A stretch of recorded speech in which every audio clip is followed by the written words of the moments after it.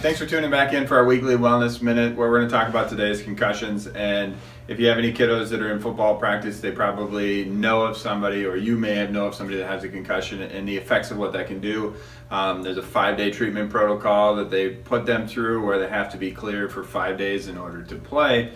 But the effects of what that actually does to the body is something that's coming more to light. There's a traumatic brain injury is what it comes to. And if we look at the spine real quick, we want to see curves. And if you think about somebody coming into a tackle, we should have a normal curve like that. That's why they say to actually look at who you're going to be tackling. But if your head is down, you look at what happens to the spine, and that impact actually drives all the way through the spine, and can cause a lot of damage, not only to the spinal cord, which is the nerve controls every function in the body through these different nerves, but the brain itself, where there's swelling on the brain. And so there's multiple things that you can do to allow for healing, depending on the traumatic side, whether it actually had a loss of consciousness, whether there was nausea, vomiting, sickness to the stomach, all associated with that light sensitivity as well with that concussion, but making sure that it's being monitored and not just going under the radar. Because if you have your first concussion and you don't really follow the protocol and make sure that the brain is fully healed,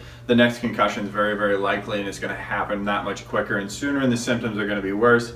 And what that does is it can chronically and permanently damage the brain. So easy things to do if you've had a concussion, or if it's coming: increase your protein intake. If it's hard to eat the food because of nausea and vomiting, making sure that you're taking some sort of a supplement, which would be like a whey protein, a pea or rice-based protein, to get that protein in. But the other super important thing is to increase your omega-3s, which would be a fish oil of some extent, and to make sure that it's at a therapeutic dose. So what I mean by that is making sure that you're taking 2,000 or 3,000 milligrams of that to allow the brain to heal. It's going to help with the neurotransmitters in the brain. Now, by trade as a chiropractor, what we're going to look at is, was the spine straight in the first place, and that's why you were more likely to have that concussion.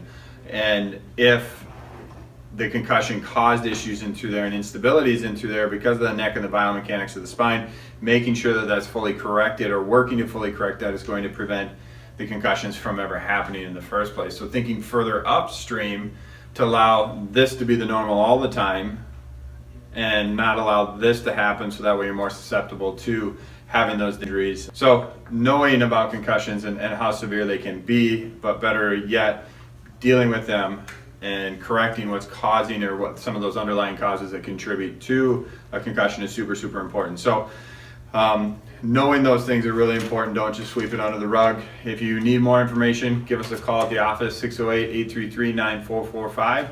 Or we have a really good blog post on our Facebook page and the office page for you to follow, and it has more in detail as far as what I was talking about. So check us out. Next week we're talking about fight or flight, so your stress mechanism. If you're in a constant state of fight or flight and your body just can't seem to relax, it's going to be a super important topic for you next week. So tune in on your weekly wellness minute.